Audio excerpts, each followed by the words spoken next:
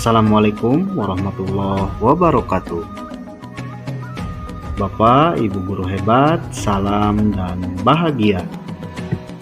Saya Arif Rahmatullah, calon guru penggerak angkatan 11 dari SMP Negeri 4 Cibeber, Kabupaten Cianjur, Provinsi Jawa Barat. Pada video ini, saya akan memaparkan kesimpulan dan refleksi filosofi pendidikan Ki Hajar Dewantara. Pada modul 1.1, koneksi antar materi. Pendidikan dan pengajaran. Menurut Ki Hajar Dewantara, pengajaran adalah bagian dari pendidikan. Pendidikan adalah tempat bersemainya benih-benih kebudayaan dalam masyarakat, sementara pengajaran merupakan proses pendidikan dalam memberi ilmu atau berfaedah untuk kecakapan hidup anak secara lahir dan batin.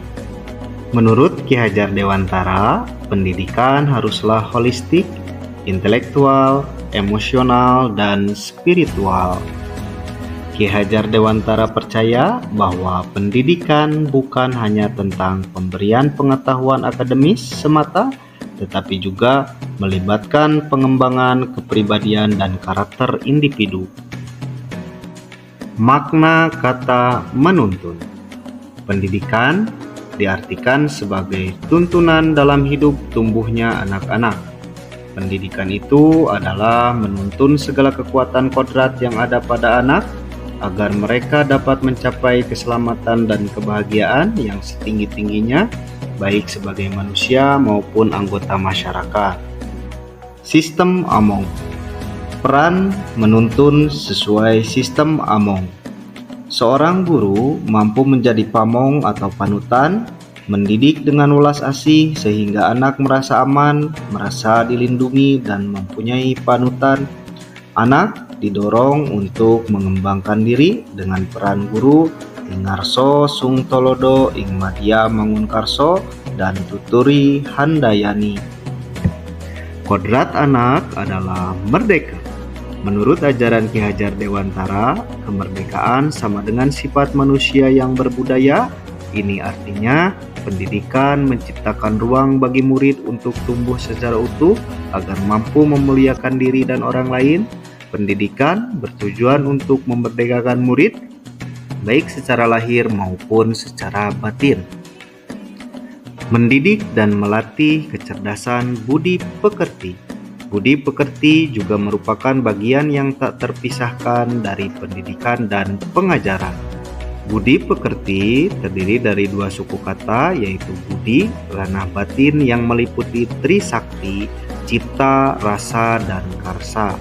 Pekerti, ranah lahir yang mewujudkan tenaga. Menghamba pada anak.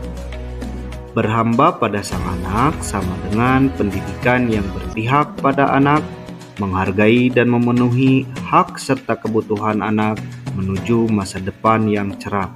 Maksudnya, seorang pendidik hendaknya mendidik dengan tulus, ikhlas, dan sepenuh hati tanpa mengharapkan imbalan.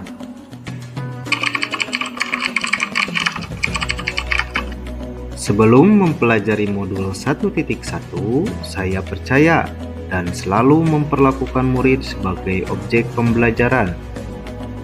Dan dalam kegiatan pembelajaran, saya mendominasi pembelajaran atau teacher center. Pembelajaran berpusat pada guru. Saya berpikir bahwa pemahaman akan lebih cepat dipahami.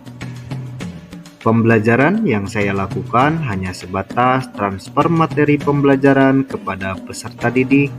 Lalu saya hanya melihat hasil nilai evaluasi materi murid sebagai hasil akhir ukuran kemampuan mereka.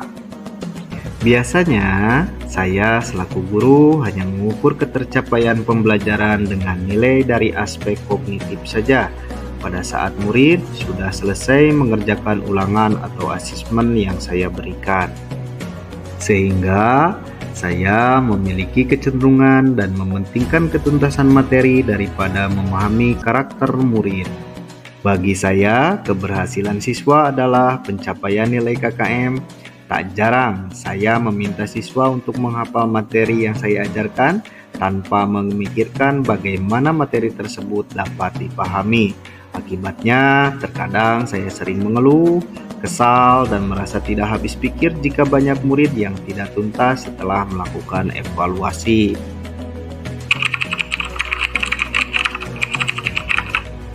Namun, setelah saya mempelajari modul 1.1 tentang pemikiran Ki Hajar Dewantara, saya menyadari bahwa apa yang saya pikirkan dan saya lakukan kurang tepat.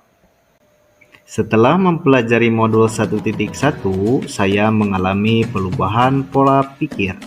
Murid bukan lagi sebagai objek pembelajaran, melainkan murid sebagai subjek pembelajaran yang dapat kita kembangkan minat dan bakatnya sesuai dengan kodrat alam dan kodrat zaman, di mana murid dapat bebas berekspresi, mengemukakan pendapat, dan berkreasi.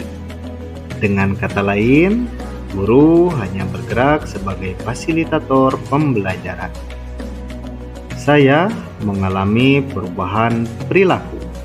Seharusnya saya melakukan proses pembelajaran secara menyeluruh, berpusat pada murid, tidak hanya mengukur pada ranah kognitif saja, melainkan juga pada ranah afektif, psikomotor, spiritual, sosial, dan budaya. Menciptakan pembelajaran yang menyenangkan dengan cara menghargai murid, memberi mereka kesempatan untuk bertumbuh sesuai dengan kodratnya, baik itu kodrat alam maupun kodrat zaman. Saya harus memahami karakteristik murid karena setiap anak diciptakan dengan unik sesuai kodrat yang dimiliki. Dalam mengajar, saya juga harus ikhlas, penuh kesabaran dengan segala ketulusan hati agar terciptanya lingkungan pembelajaran yang berpihak pada murid.